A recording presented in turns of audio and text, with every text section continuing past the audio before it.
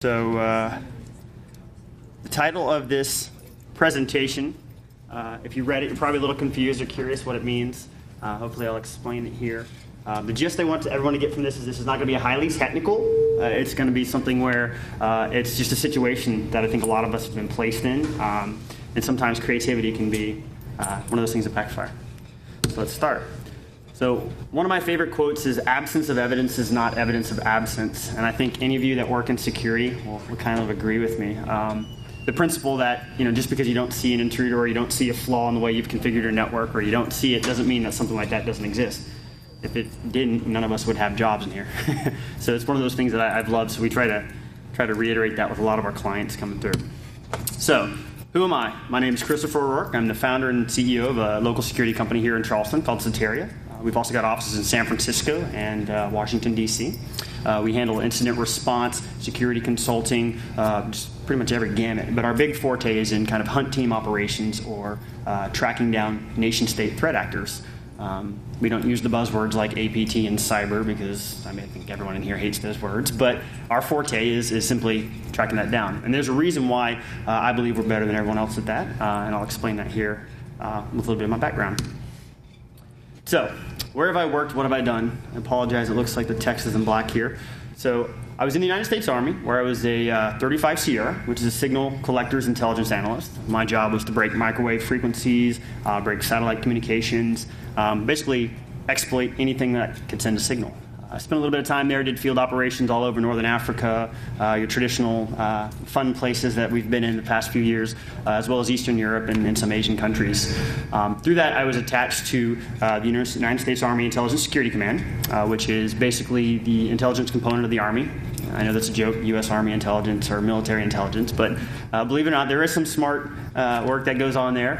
I would say probably about 10% of the work we did was smart, but we do get a chance to do a lot of fun things. But through that, I actually got augmented into the National Security Agency.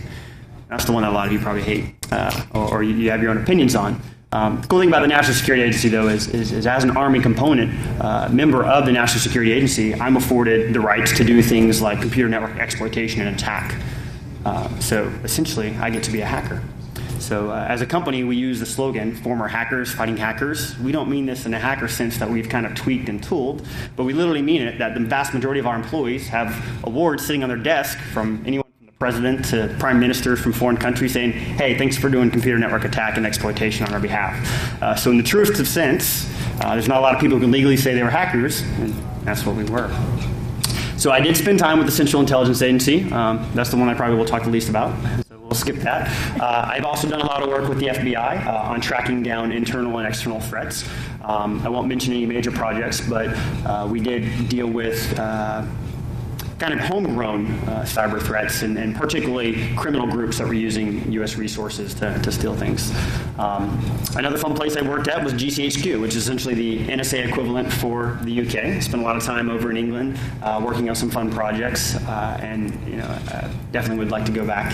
It's a fun place to live. While I was working at the agency, though, I was given the opportunity to medically retire. And with some friends, we were working on some software that, in typical government fashion, was you're not allowed to just build software. You got to let people bid on it. So our solution was to go back and start a company. So a bunch of us got together and started a company called 426, building large-scale data analytics platforms. So this is a Hadoop-based platform that was taking computer network operations data, so network attack traffic, network exploitation traffic, and even network defense stuff. So taking in threat feeds, vulnerability scans, and kind of logs from different resources and looking for weird relationships.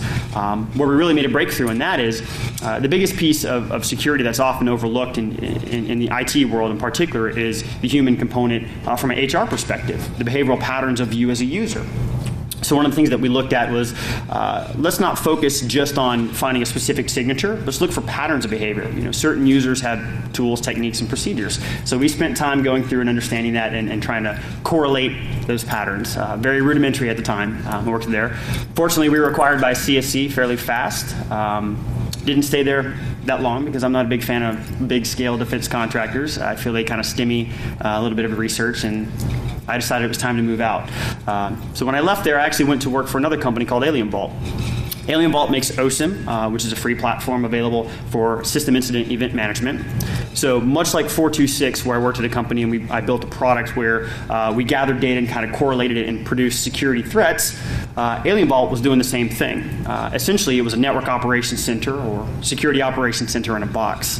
The premise being that most firms, whether you could afford it or not, have a need for network operations and security operations, but they simply can't afford to put the staff that were necessary. So it's a very interesting background. So it's given me the experience of both working operationally, tactically, offensively, and defensively. And so I think that's helped out quite a bit with where we're at. So some of the places that I've worked at in doing consulting and time, I've done some pretty big deals with LinkedIn, Google, Facebook, Apple, Yahoo, AT&T, Microsoft, and Sony. I think these are companies that everybody here knows, and these are companies that I can acknowledge working on things. Done a lot of random things for these different companies, everything from general security consulting and kind of going through situation room type planning of hypothetically what could happen here or what could happen there, all the way down to, in the case of the lower right, to Microsoft and Sony, working on how can I exploit the platforms they were building at the time. This was prior to the Xbox coming out and the PlayStation coming out. There's some very interesting things that I got to work on that. Plus I got some free hardware. I mean, at the end of the day, who doesn't like free games and consoles? So it's been a very, very interesting exposure to the big companies. The one thing that's been really cool too about working with companies at this scale is I think everyone here will agree, the government, you can have access to some pretty cool, big, large data sets, but everything is trumped by the commercial providers. The amount of data that Yahoo, Google, Facebook, Apple, LinkedIn, AT&T are capturing about every one of you right now is insane. So, whereas if I wanted to create threat rules and correlation, maybe I could generate on a good day a couple hundred gigabytes of data. You go into these environments and you literally have access to petabytes of data that's spanning a globe, which is insane. So that was part of the other reason why I was very happy to work with these different teams. So, the title of the talk, you spent $20,000 so that my throwaway email account can have full recon on your internal network. Long-winded, I know, but I think the $20,000 point is an interesting one. So, what is this talk about? So this talk is essentially a real-life example of a creative deployment from one of our clients that was kind of forced out of necessity, but it was also forced out of misrepresentation by a sales representative. I mean, someone in security selling security misrepresented their product or told you to do something wrong. I mean, who would figure that would ever happen, right? So a culmination of the two created a very unique situation for us that we were not even looking for. It just happened to come across in the process of a normal investigation. The big thing I want everyone to remember is that whenever you make a decision for security or concerns, there's always a secondary risk, right? The evidence of the absence of what you think is the risk doesn't mean that there isn't a risk, So it's always good to have second eyes or kind of an outside perspective on a lot of things that go on. One of the big things that we face as security professionals is a lot of times we have to think about security not only from what we want to do, but we got to think of things like a budgetary constraints. Maybe we have technology deployment constraints, and sometimes we're just told, look, make it do something and think outside of the box. So I don't fault this particular individual for how this kind of issue came up, but I think as a whole it's kind of systemic across our enterprise simply because we do have to patch things. We do have to kind of make things work as we go through. So a lot of times you're sitting in the boardroom or you're sitting in the meetings and the first thing you hear is, hey guy, IT guy, we need something because we've got some sort of security audit coming up. We got some PCI audit or some HIPAA compliant. Right? Something business-wise is driving the need for the security to start looking at things and deploying solutions within the enterprise. One of the other things, maybe security posturing. Some of our clients have been very reactive to some of the recent breaches. I think everyone here has heard, everything from Sony to Anthem to OPM and everything. Clients are getting smarter and they're starting to ask questions. So when the C-suite that knows nothing about technology is starting to ask you about security, all of a sudden you have a need to start implementing it. And another one that we've actually seen that's been pretty consistent is people are starting to underwrite insurance policies. They need, as an IT firm, they need to have some sort of cybersecurity liability insurance. And so part of that is you have to come in and say, hey, we meet the criteria of A, B, and C to get the policy so that it's underwritten. And if anything is consistent, insurance will be changing and getting more difficult for everybody because the amount of payouts they're having to pay for hackers these days is ridiculous. So 9 times out of 10, there's some sort of business need or policy-driven reason as to why we've done that. So working through it, there's a lot of questions that are going to pop up, right? So what are the things we have to consider? Here's me sitting in the middle with my confused face as everybody's yelling at me. Things I got to think about are, what are the manpower requirements? Do I have the personnel, the staff, the people I need to execute whatever this requirement is in lieu of this assessment? What is the time in motion? I mean, it takes time to rack equipment and deploy it, fix permissions and firewalls, fix routing so that you have access to what you need to. Maybe you got to span some taps off network ports, and you got to route things for that. I mean, it takes time. I think all of us will agree that nothing is plug and play, despite what they say in the box. We're always having to tinker and tweak with it. A big one is reporting. What is the end result? Who are the stakeholders that have some buy-in? Does the C-suite need a special type of report? Does the IT security staff need a special type of report? I mean, who are the people that are looking for the results for the audits or the assessment or the deployment? Another thing to think about is what are we testing for? Are we looking for things like web application vulnerabilities? Or are we looking to harden the existing systems that we have? Do we need to do vulnerability assessments on existing servers? Needless to say, the point I'm trying to make is that there's millions of questions you can ask, and every time you answer one, there's going to be 10 more subsequent questions that are going to come up from it. So as a security analyst or a security auditor or as a security implementation specialist, whatever your title may be, there's a lot of things you have to think about, and many times they're overlooked, or you try to find solutions that are going to fix those or make them a little bit faster for us. And that's where we're at. So all things considered, firms tend to purchase ready-made solutions. So that's where every one of us can write, Python scripts where we can come up with a creative way of doing something better. But just like the old adage of everybody can always develop software better, until you do it, it doesn't mean anything. And given the time constraints most of us are facing, working 60, 80, 120 hours a week, it's not likely that we're going to be able to build our own solutions to solve this. So what we do is we go out and we say, I'm going to buy this magic box. I'm going to buy this, this network appliance that does everything. Or I'm going to buy this deployment endpoint monitor that's going to solve this problem. So we look for buying solutions, and of course sales loves it because you're selling stuff and people are going to buy it. A lot of times these are things that you start adding. The one thing that we've seen that's been pretty consistent too is there's now line items for security on the budgets of a lot of firms, and I don't just mean in 10 million, 100 million, $200 billion firms. I'm talking companies that are worth $500,000 or $250,000 are thinking about, all right, well, what kind of security appliance can we buy for $2,000 or $5,000 to secure us? Because I think at the end of the day, consumers are smarter now and realize that everybody's a threat.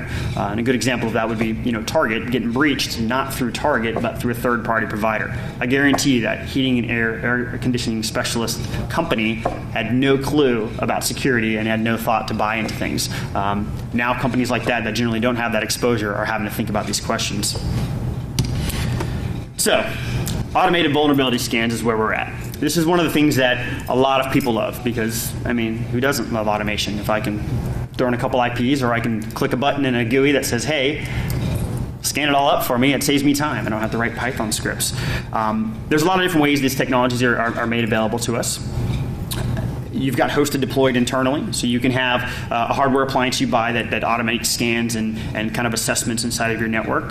You've got virtualization solutions, so if you've deployed VMware, vSphere, or any one of the open source variants of that, you can deploy it. There's even, people have got some custom Docker containers that you can throw out some of these assessment tools that are out there. You kind of have two families, though, of products that are available. Kind of the free side, and then you've got the paid to play. So the benefit of the free side is obviously that it's free. The cost there is your time and motion and experience. So once again, one of the problems we're trying to solve is improving security with the least amount of time and effort put into it. So while open source is great and most of us are champions of it in smaller networks, it's just not feasible for big deployments. So that's where the paid kind of vendors come in. And on the paid side, you've got some pretty cool products in the case of automated assessments and vulnerability scanning. And I'm sure many of you will have tons of products that you've used and prefer. But some of the big tier people that are out there providing stuff are Tenable provides solutions, obviously, through the Nessus line. I've got everything from cloud hosted to internal. You've got Qualys, who's an event sponsor here, provides solutions, web hosted and also internal solutions. And then you've got some custom third-party roll your own distributions that people have written. I mean, there's a bunch of people who are selling essentially Kali scripts, and they really send you an ISO image of Kali they've customized with vulnerability scans that run on boot. Is that really a paid solution? I don't know. There's not a lot of support, but people are paying for those things. Some of the other big ones too are people like GFI. LandGuard is a product that a lot of people are deploying to manage automation. And Retina. The benefit of some of these things, though, like GFI and Retina, is they actually kind of cross over into other needs. So not only do we find vulnerabilities and do these assessments and see if we're compliant, making sure the systems are hardened, but some of these actually have the ability to go down and force updates and deployments. Because once again, one thing that's not consistent across the board in most networks is the fact that while we do Windows updates individually on a computer, a lot of times the policies are not there to enforce users. And a big example of that is the growing use of Apple laptops and Linux-based distributions in the network. People don't understand the update processes to begin with, or the repackaging and distribution. So anytime there's free tools or even paid tools that can help an IT admin that doesn't have the experience work through that, it's a good experience and all. So these are great solutions, each with pros and cons. So to give you a little perspective of the story, what we're going over here is we've got a client that we worked with that was actually suffering from a breach, doing some open source threat intelligence. We had tracked down particular evidence that a nation-state threat actor had breached and compromised the network. And over time, we eventually built up enough evidence to find out the origination point, including administrator passwords and things that had been leaked out to this third-party source. So we reached out, and of course, immediately we're not hacked. And about 20 minutes later, after a nice PGP encrypted email with a dump of passwords, they called us back and go, okay, can you get out here tomorrow? So what did we do? We flew out in 12 hours and we got there. Security auditing is fun. Incident response is even more fun because chances are the vast majority of people don't realize they've been breached, and they've been breached for a sustainable amount of time. But one of the things that happens is because of inexperience, we get into a fight or flight mode, and because we want to fight, immediately we start changing infrastructure and changing things and reconfiguring, and that's going to come into play as we talk more about this presentation. This particular threat actor group here that we were tracking down is a Asian-based threat actor group.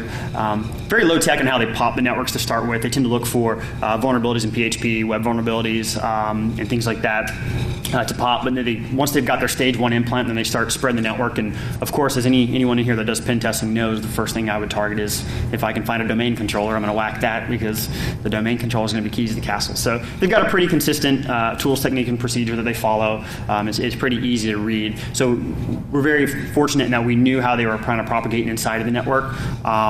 The one thing that you do run into is many times once they get to the kind of that stage 2 or stage 3, they start leveraging existing credentials, and it makes it a little bit tougher. But knowing some of the patterns, behaviors of the users, and then combining that with the patterns, behaviors of the threat actor makes it a little bit easier to kind of decipher. So here we are. So we like free intelligence. As we're sitting there, we were talking to the customer and pulling down data. And if any of you ever have done a forensic investigation, when you're using write blockers, small little devices to capture and duplicate hard drives and data off of a system, they take ungodly amounts of time, anywhere from 8 hours to 20 hours, sometimes 48 hours to run.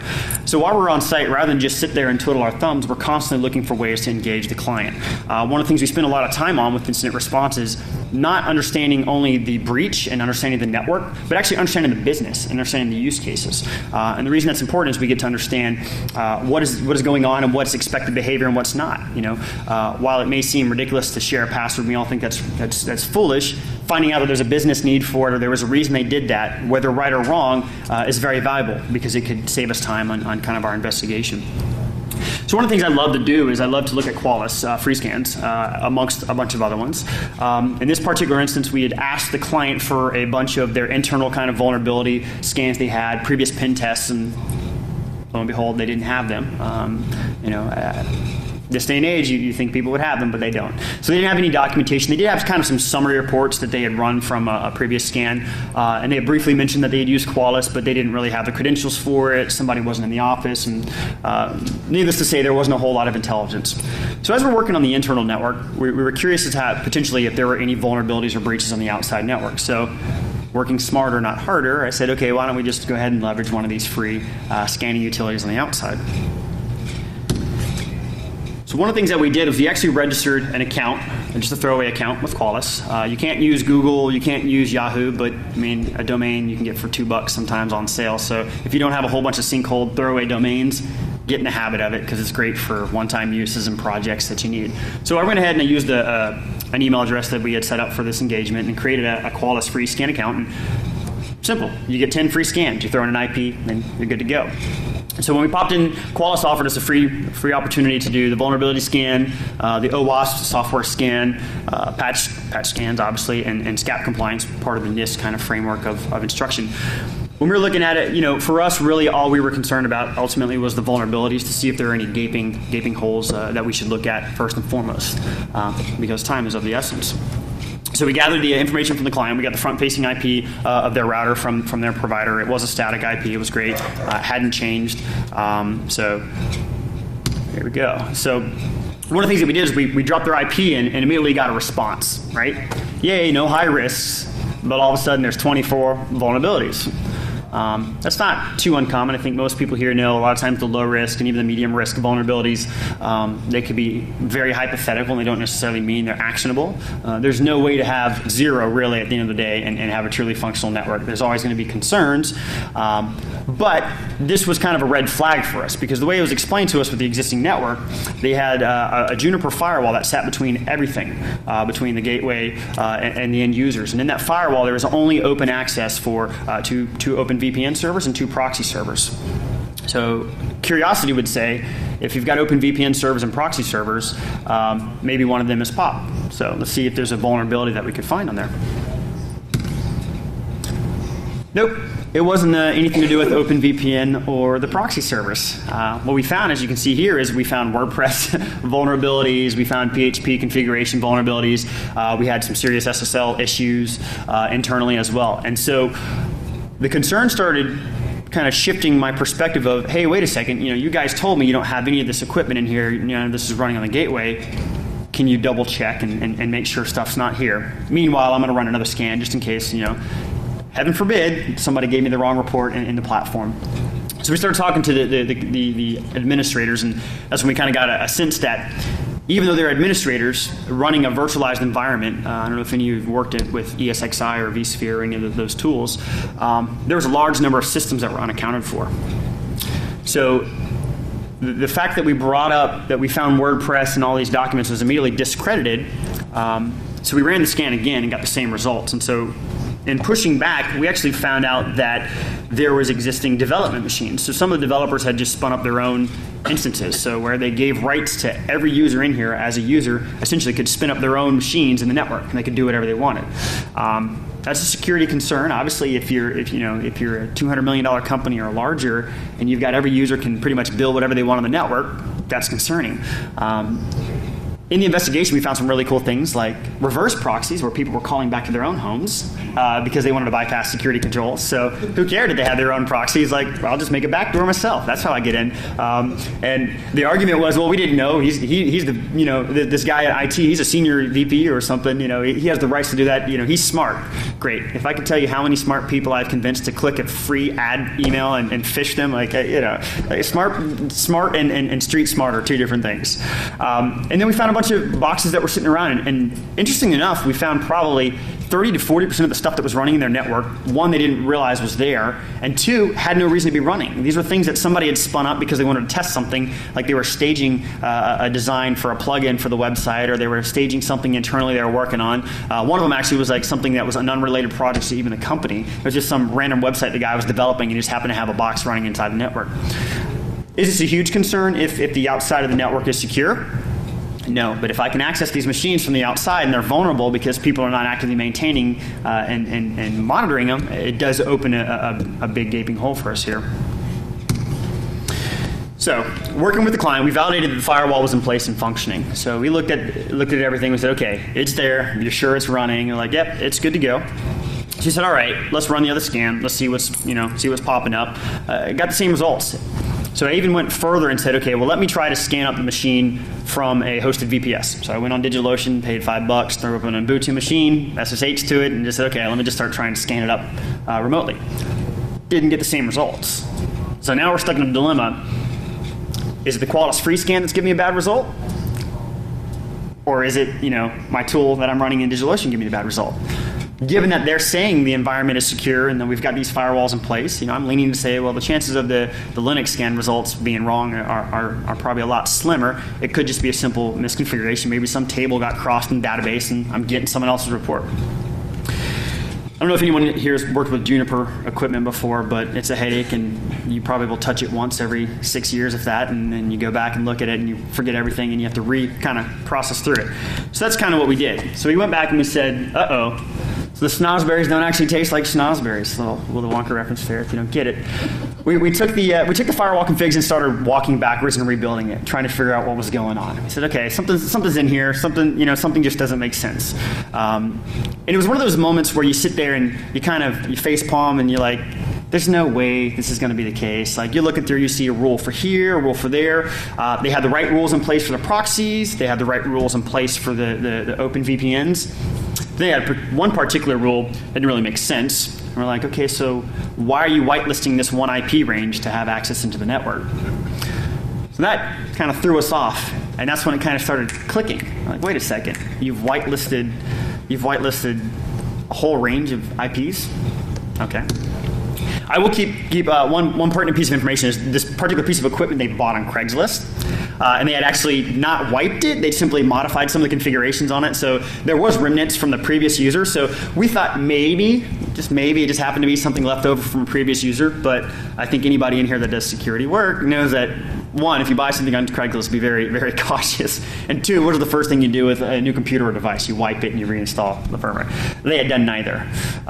They'd actually gone one further in that they had a security system they had inherited in the building that pre-existed prior to them joining in. And rather than, keeping it segmented off the network, they said, sure, we'll just add it to Active Directory. It's a Windows 2003 box. It'll never cause any trouble, right? I mean, that's a paradise for anybody in here who's a pen tester. It's like, great, keys to the castle. You've added me to Active Directory, and now I get a box. This is perfect. Perfect scenario. So seeing kind of a repeat pattern here, we started saying, okay, well, maybe the crazy stuff isn't so crazy.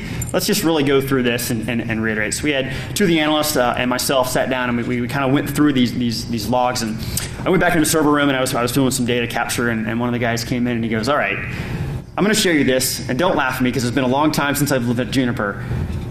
Is this an allow all rule for this range? I said, yes, it is. So we went back and we said, okay, this in fact is an allowed all rule. So this whitelisted range that they had put in here basically was going to allow any incoming and outcoming traffic into the router without any authentication. The only authentication required was simply that the IP was the originating source. So everyone gets a trophy here if you can guess where this is going. It turns out that the configuration was set up for whitelisting Qualys' scan servers. Why would you whitelist the servers of a scan tool in your internal network? So it didn't really make sense to me. And then I started thinking, well, no, actually it makes absolute sense. At some point, somebody had a budget constraint. They were willing to pay for Qualys services, but maybe they didn't want to pay for the internal hosted because they didn't have the finance. Or maybe a creative sales guy on the other side said, hey, I've got this product here. I know you really need internal scanning, but check this out. If you open up and whitelist these IPs that I give you, you'll be able to do an internal scan with our external tool. And I think in this particular instance, that's what's happened. So here I am. You can't really see it. It's a little bit blurry here, but Mr. Robot at fsociety.dat, that's my email address. I'm able to go ahead and sign up and do my scan. So the issue we run into here is that with Qualys, a free scan and a paid scan leverage the same infrastructure. That by inherent nature is not wrong. It's a fantastic product. They have to have a barrage of servers that they're using to constantly do these vulnerability scans and do 24/7 checks. There is nothing wrong with that design and that architecture. Anybody can sign up for free scan. There's nothing wrong with that because at the end of the day, a Qualys scan is no different than anything you can do from your own computer. If you are touching the wide area network of the internet, you've got to expect you're getting scanned. I mean, how many people in here probably get popped every 20 seconds looking for random exploits? My favorite are the guys in China that are throwing Windows exploits at a Linux box nonstop and not wondering why they're not getting anywhere. I mean, you see this stuff all day. So that's not uncommon. Scanning is there. So once again, no fault on Qualys for doing that. The other part, anybody can scan an IP. Well, once again, why not? An IP is, it's public information. You can scan an IP. What does Qualys have to do to stop you from scanning? Sure, they may stop it or blacklist your IP, but no one else can. You're just going to get the full scan. So essentially what happens is, in this particular instance, because they had whitelisted the Qualys scans network, when I went through and created our fake throwaway accounts and I scanned their IP, as a free user, I had full recon of their whole network, and I had the full vulnerability, I had network maps, I had all the topology that I could generate from this simple scan. Because at some point, a security analyst said, hey, I got to save some money, I'm going to open up this whitelist. And because of that, as an attacker, I now have this whole plethora of information about your network for the low price of free. It's a pretty big concern. So the moral of the story is that we all have to face security assessments, we have to do security audits, and we have to work through a lot of these things, oftentimes with no time, no funding, and no budget. But I implore you to get a second opinion and think about this, because while this is a very low-tech talk in principle, I think everyone here, once again, as a security auditor or an analyst, is going to agree that the fact that here's a product that's actually being used the right way, can be leveraged maliciously, is the simple mindset of a hacker to begin with.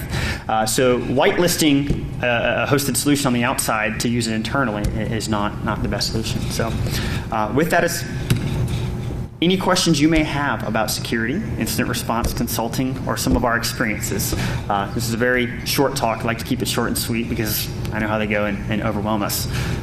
Anybody have questions? Yeah, hey, so that client, you were brought in originally because they had been breached. I mean, that's correct. Was the thought that the attacker had discovered that Qualys had been whitelisted through and they were using it? No, that had nothing really to do with anything. At the end of the day, it was simply just a resource. So, incident response is interesting because everyone's going to have their own playbook. Everybody has like a NIST standard. They have a guideline. You can read a report from Mandiant. You can read a report from us. You can read a report from just about any firm out there, and they're probably all going to look different the way they approach it. Right? It's all tools, techniques, and procedures. We all have unique tradecraft. We have unique tools that we like to run through.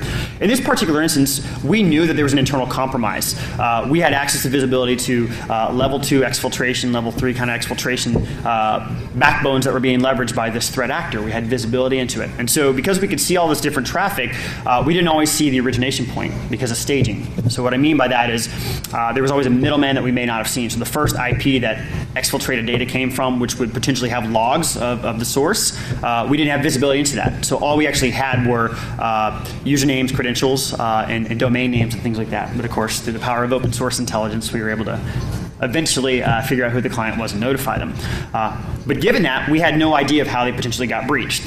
The most logical was it was either phishing or vulnerabilities of popping it. Because the threat actor that we did find in there that we were monitoring, they have a very specific set of skills, a very specific set of tools. I would argue you could actually tell which level of operator or exploiter for the team is doing the engagement simply based upon the way they move. You can tell when they're running scripts versus when they're kind of going on the fly trying to do SQL injection on their own and find vulnerabilities. So in this particular instance, this was the very early stage evidence that we had of kind of like a spray and pray environment. So for us, getting on site and having a very limited access to, one, there was essentially no logging in the environment.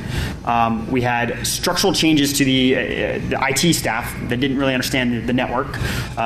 We had legacy hardware that had been inherited they had no clue really about. And then we had devices they had been buying on Craigslist they had no clue about. Given that, we had to grasp at whatever intelligence we could find. I think in the incident response world, a lot of it is throwing a bunch of hypotheses on the wall and then working back and kind of through deductive analysis saying, okay, we found something that would destroy this narrative and destroy this narrative to help kind of hone in. Otherwise, in an environment like this, you can go in for incident response, and as a lot of our competitors would do, they would go in and say, okay, well, you've got a corporate network, we don't know the level of breach, we're going to immediately charge you 5,000 hours and say it's going to take 48 hours per system.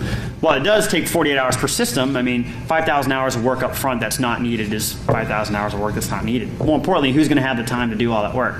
Most of us are on backlogs. The average incident response can be 2 to 3 weeks for some of the firms before they can get out there, simply because of the amount of breaches that are going on. So we kind of do a different methodic approach to where we go and we say we know it was attacked, and we kind of build backwards to kind of map out the network, particularly once again from our inherent knowledge of having worked with these threat actor groups. This particular group, I've been following iterations of it for 12 years. Right? I could, and I won't, but I could name particular key individuals who've invested in the people that are doing the attacks, particular people who are very complacent with allowing the attacks to happen, including the fact that the group is run by a cousin of a local kind of dignitary, and so that's why they're trying to get free reign to do these things. So it's using that information and that kind of historic experiences to try to figure out what can we decipher. And in this instance, we said, look, we don't know anything about the external gateway, and you can't provide it. So simply using a free tool that was there, it did something for me that I didn't have the time to do. It gave me a little bit more information and access. How many nation-state threat actors are you currently tracking? So when I say we're tracking nation-state threat actors, we're not just tracking anybody and everybody. We're tracking the highest of the high. So when I worked for the National Security Agency, I worked in a division called Tailored Access Operations. I'm not going to go into the elaborates of too much information, but basically that was the Computer Network Exploitation and Attack Division. Within there, I focused specifically on counter-computer network exploitation. So without getting too technical, my job was to understand and hack the hackers, right? It's not always easy to find the victims, but if you can attack the attacker and figure out what they're doing, you can kind of get an end result. So going through that, a lot of times we have to qualify and quantify what a threat level is from an attacker, right? You've got your script kiddies. I think we've all seen that. You've got your simple things that Norton's going to catch or whatever security gateway. And then you got your persistent attackers that are going to get in, and they're going to drop one tool. It's going to be memory resident. It's not going to stay in the box, which is what these guys actually do once they get internal access. And then they're going to use your creds. They're going to use your network against you. They're doing recon. They're pulling down your historic reports that you shared in the documents and drives, and they're building a network map. So if you talk about nation-state people like that have the time, the expertise, and the experiences to look at that, right now I'm tracking between 240 and 243 different discernible groups. And these are people who are well-funded and have the resources. Many of them are actually next-door neighbors and competing. What's interesting is you can find in some of the military kind of organizations that are fighting, you've got one unit here that wants to get involved, one unit here that wants to get involved, the one unit here that wants to get involved, and they're fighting each other. You can sometimes see them getting on the boxes and knocking each other's tools out, and totally destroying the access. But that actually doesn't sound all that crazy, because if you think about it here, even within the U.S., as we stood up Cyber Command, you had components from the Army, the Air Force, the Navy, and even the Marine Corps and the Coast Guard, believe it or not, even wanting to do these kind of operations. They're all competing, so it's actually not that crazy. So when you look at it, 243 sounds like a lot. When you realize how many countries are out there and how cheap it is for anybody to buy an exploit toolkit, I mean, you just call up VUPIN and say, hey, I want to buy a couple 0 days, and here's Hack Team. They're going to give you some infrastructure to call back and exfiltrate. Boom, you got a CNO shop in a box, right, for a couple $100,000. But we don't focus on a lot of those tools. While we have the intelligence on that, we partner with other people who do. We like to consider ourselves the surgeons. We're going after the big fish and understanding them. We spend a lot of time operationally staging ourselves around the globe in between where they're sitting at and partnering with intellectual property providers such as ISPs and even companies to say, hey, you've been breached. Let's kind of sinkhole this. Rather than throwing a honeypot, you've got a live network that's been breached. Let's mitigate it as best we can internally, but the intelligence that we're going to pull from this is going to be far greater than the risk you have here. And so we work with them to kind of coordinate how to get from there. Because at the end of the day, every one of the operations that we work on benefits prior clients we have and current clients we have. Because the change of techniques and procedures between each operation gives us a new MO to look at. And so we can go back historically and say, hey, this new breach, they used a new tool. Maybe we can find variants of it that we hadn't realized were there before. So, answers it. Another one? Yeah, so you've identified this at a client side. Yeah. How does that conversation go? That's a very tough one, right? So if you're in security and you call up and say, hey, you've been hacked, the first thing is, well, you're just trying to sell me security services. So we've got a lot of relationships and partners in industry that we've worked with. I can count them on the hand, the ones that I trust. and I know that sounds bad, but in the environment that I've worked in the places I've been at, both in the military as well as in the NSA, it's a very close-knit group of people, much like your offices are now. I mean, you got security teams of 2 to 3 people. You guys are in the trenches with each other every day. You've got that trust relationship. The one thing that we see that's consistent, though, is the vast majority of products simply don't work, or people can't figure out how to use them. So we don't like to partner with those kind of companies and kind of share information, obviously, because there's not a lot we're going to get out of it, and more importantly, we tend to pick up a lot of the heavy weight lifting.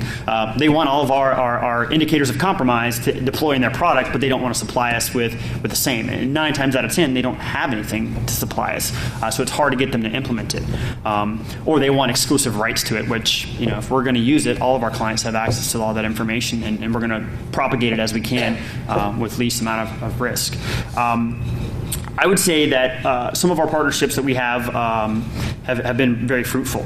Some of the commentary that comes up a lot of times is everyone fears the NSA and what they can and can't collect. And I can tell you, to do operations, the amount of legalese that I had to go through just to get permission to click enter on a keyboard for one very simple thing was a lot. It was tough. It's not spray and pray.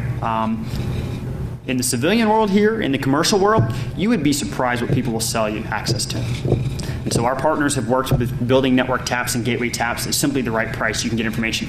We find a lot of third world countries, corrupt people that are running the malicious software, you can turn them just as easily as anyone else. A lot of your phishing sites tend to originate in Africa and in Eastern European regions for a reason, because there is no rules and controls. And so we partner with people who are staged in those countries and kind of have relationships to be able to get that information. I don't argue with where it comes from sometimes. I just let it be. That's just the nature of things. But we immediately turn back and access and action it. So, but we keep everything on the up and up. We don't hack anybody, I promise. Not unless you pay us for a pen test or a hunt team operations. So, any other questions? Security concerns? Yes? How many beers would it take to get the IPs to whitelist to start doing internal scans? I'm sorry, what was the question? How many beers would it take to get the IPs of Qualys?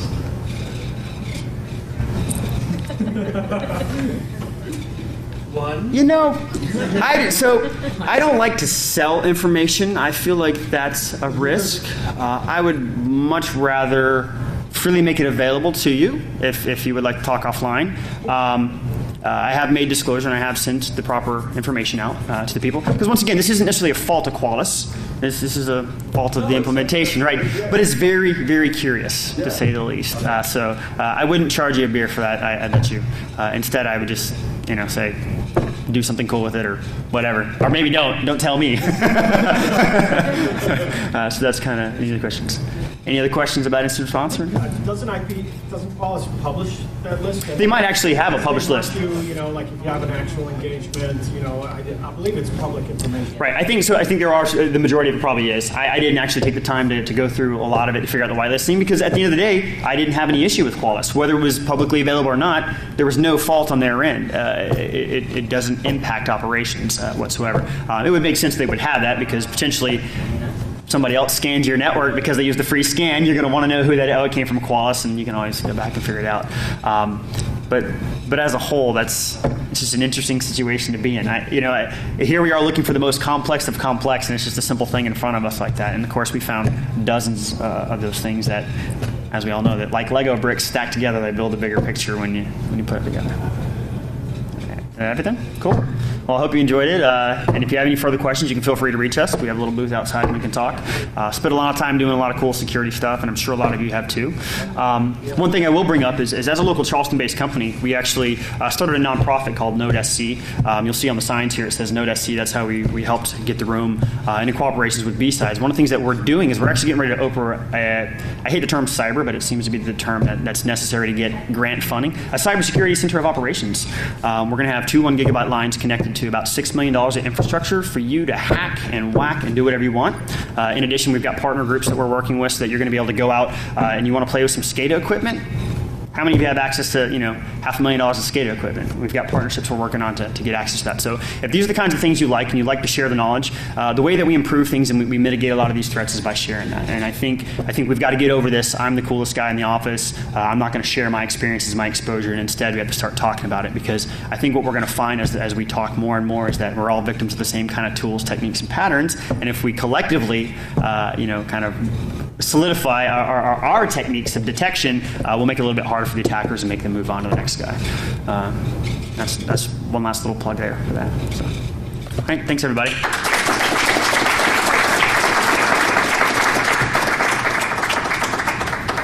We're also hiring